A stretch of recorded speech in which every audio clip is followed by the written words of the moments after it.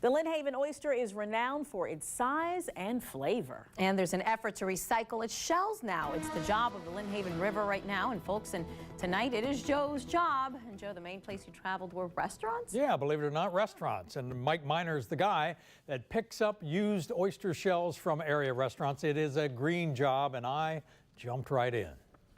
Let's go this side. Our first stop was Captain George's Seafood Buffet on Laskin Road. They have a system like several other beach area restaurants of leaving their oyster shells in big gray tubs.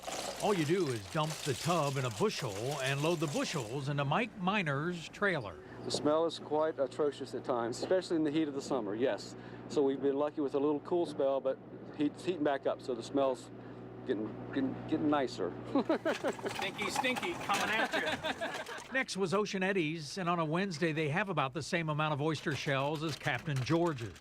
Mike, Meredith, and I were emptying tubs into bushels and then loading those bushels on the trailer. And the flies were our constant companions.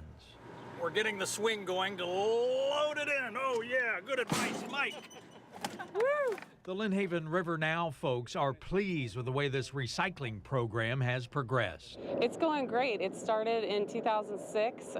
We had only 8 restaurants at that time signed up, and now we have 23. And these restaurants aren't the only locations for oyster shell recycling. Public places include this spot at the Virginia Aquarium. There's also Whole Foods and the Lynnhaven River Now office. Month before last, July, we had 308 bushels of oyster shell collected, and that was the most on record for the Lynnhaven River Now as far as collection in a month. This is the last stop before these shells wind up back in the Lynnhaven River, the landfill. When these bins fill up, the shells get transferred to these huge piles where they dry out for some 18 months to cure. An adult oyster can filter up to 50 gallons of water per day. So multiply that out, 1,000 oysters, 50,000 gallons. Mike has developed a real system that works. He calls it his gym workout as he lifts and dumps heavy bushels of shells. All right, here we go, Mike. Oh, yeah. Yeah, sure, right.